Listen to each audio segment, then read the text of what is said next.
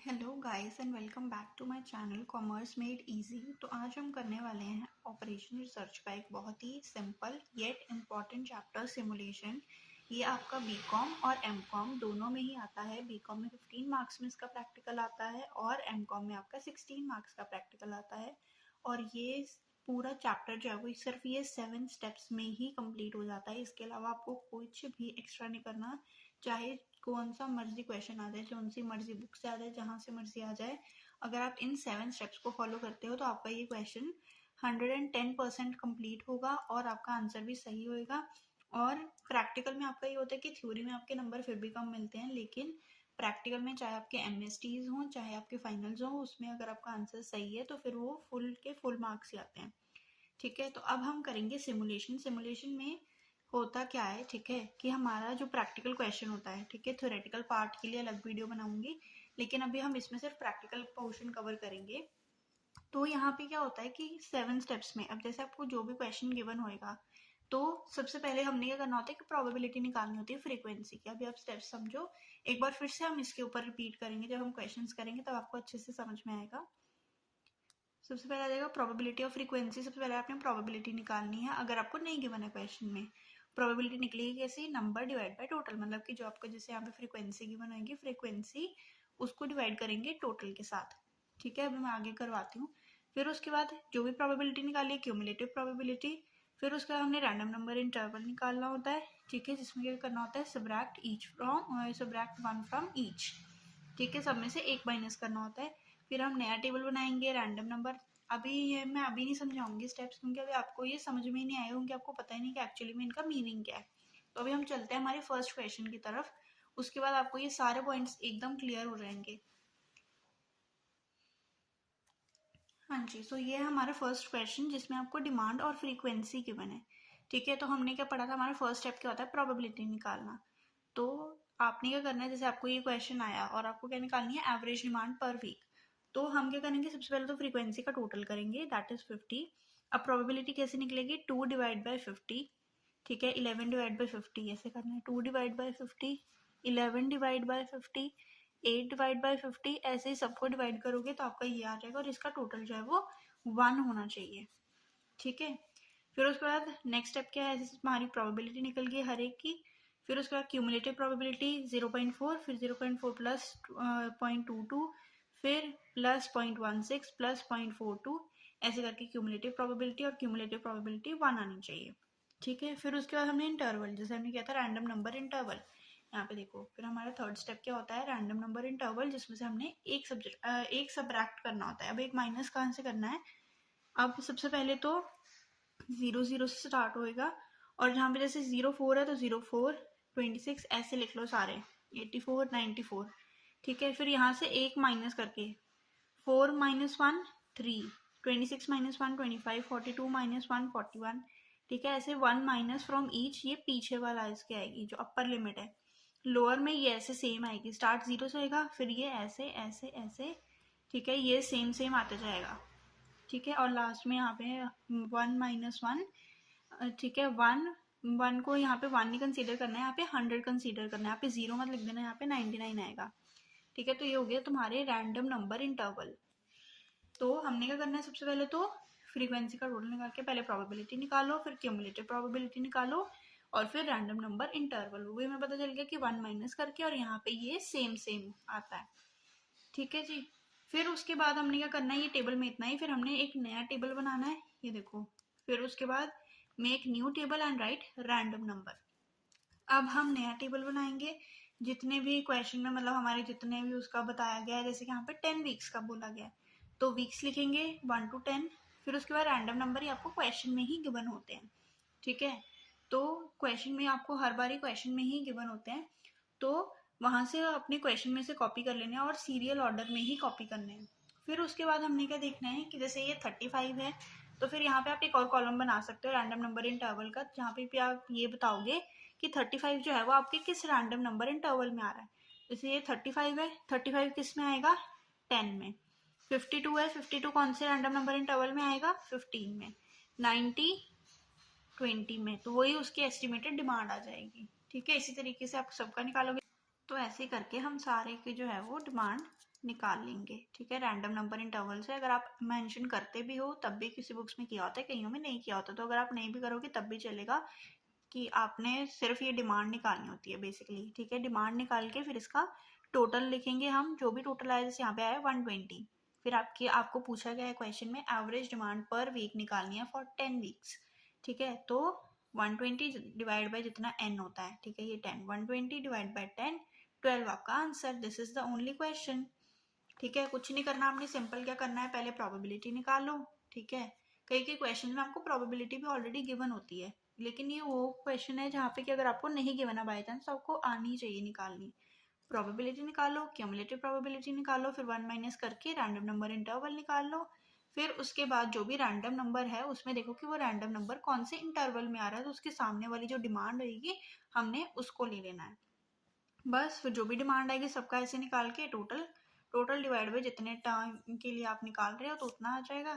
फिर लास्ट में लिखोगे आप 12 पर वीक।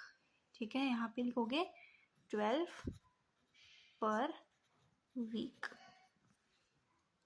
मतलब आप ऐसे ऐसे कंक्लूड करोगे कि एवरेज डिमांड पर वीक जो है वो कितनी है, 12। अब हम एक नेक्स्ट क्वेश्चन करेंगे जहाँ पे कि आपको डिमांड गिवन है और प्रोबेबिलिटी गिवन है, और आपको वही एवरेज डिमांड निकालनी है। ठीक है, तो सबसे पहले तो हम क्या करेंगे, प्रोबेबिलिटी अब हमें ऑलरेडी गिवन है तो हमें फर्स्ट स्टेप करना ही नहीं है। अब हम क्या करेंगे, सीधा ही क्यूमुलेटिव प्रोबेबिलिटी निकालेंगे। ठीक है, वो आपको आती है। ठीक है, 0.01 प्लस 0.15 प्लस 0.20 प्लस 0.50, ऐसे करके आप क्यूमुलेटिव प्रोबेबिलिटी निकाल लोगे। फिर रैंडम नंबर इंटरवल क्या आएगा, अब यहाँ पे देखो जैसे 0.01 है, अगर आपको पेपर में ऐसे आ जाए तो आपको आएगा कि अब मैं यहाँ पे 1 माइनस करके तो क्या ही आएगा, तो यहाँ पे 0 0 ही होगा, क्योंकि डिमांड जो है वो यहाँ पे 0 ही है, तो यहाँ पे 1 माइनस करके ही आपने लिखना है। पहले यहाँ पे 0 0 से स्टार्ट करो, पहले ये लिख लो सारे। ठीक है, फिर उसके बाद यहाँ पे जो है वो हाइफन डाल के फिर उसके बाद यहाँ से 1 माइनस करते जाओ, ऐसे आपके रैंडम नंबर इंटरवल्स आ जाते हैं।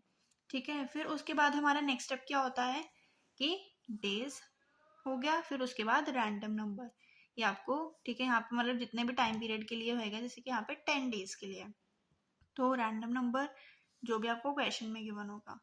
अब यहाँ पे जैसे हमने पहले क्वेश्चन में किया था, यहाँ तक पूरा सेम है डिमांड तक।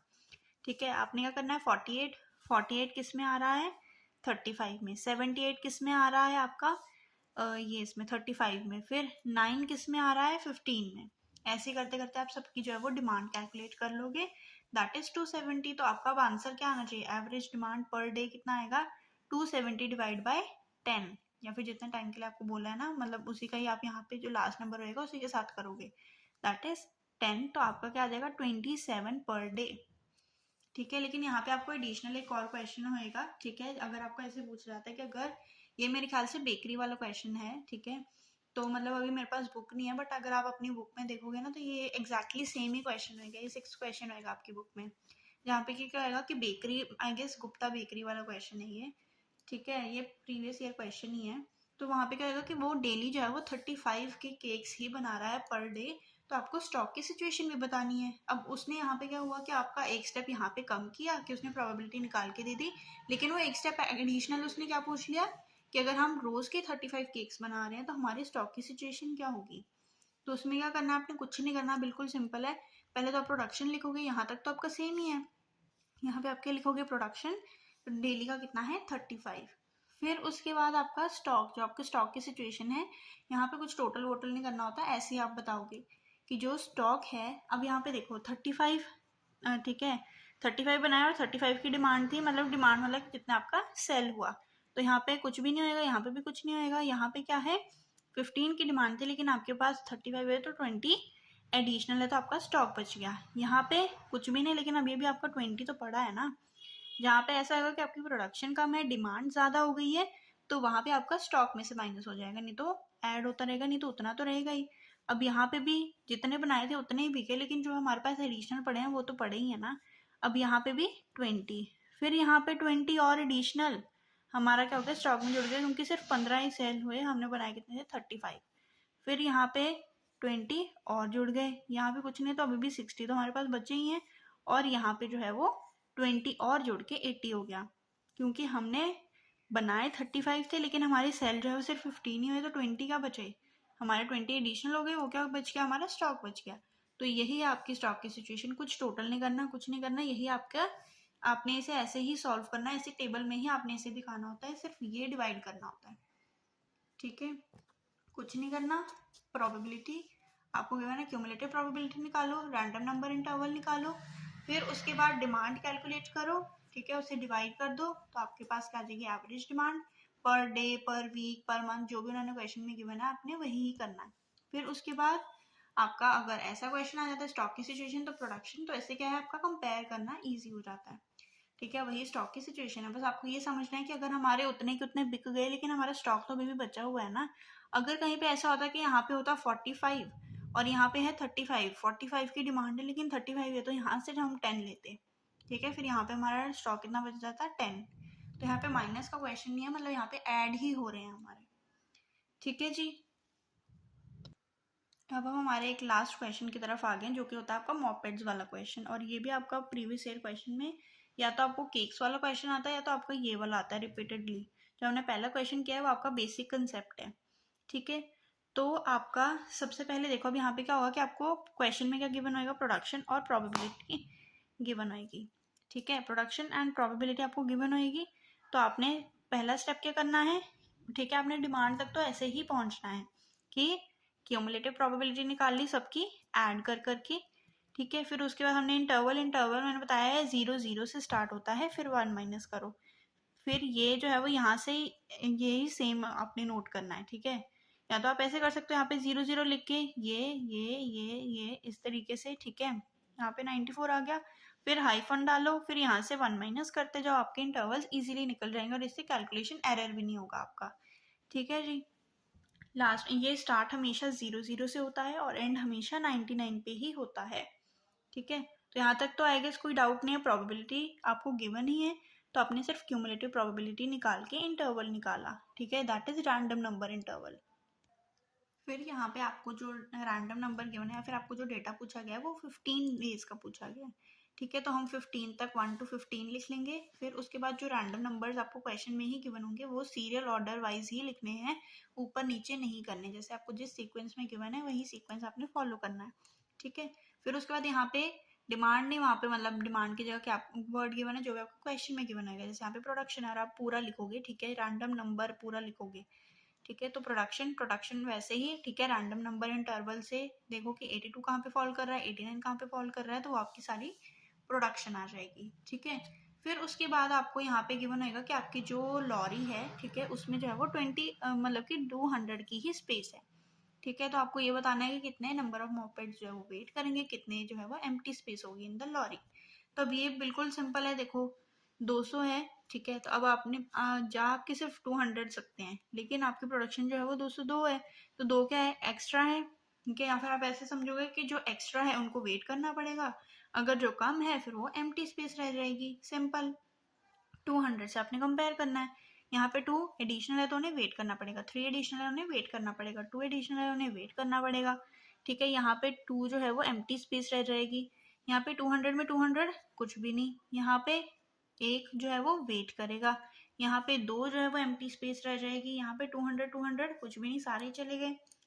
फिर उसके बाद 196 में 4 जो है वो आपकी एम्प्टी स्पेस हो जाएगी, ऐसे ही 198 में 2 एम्प्टी स्पेस बच जाएगी, यहाँ पे अगेन कुछ नहीं, यहाँ पे 2 को जो है वो वेट करना पड़ेगा क्योंकि 2 जो है वो एक्स्ट्रा है 200 से।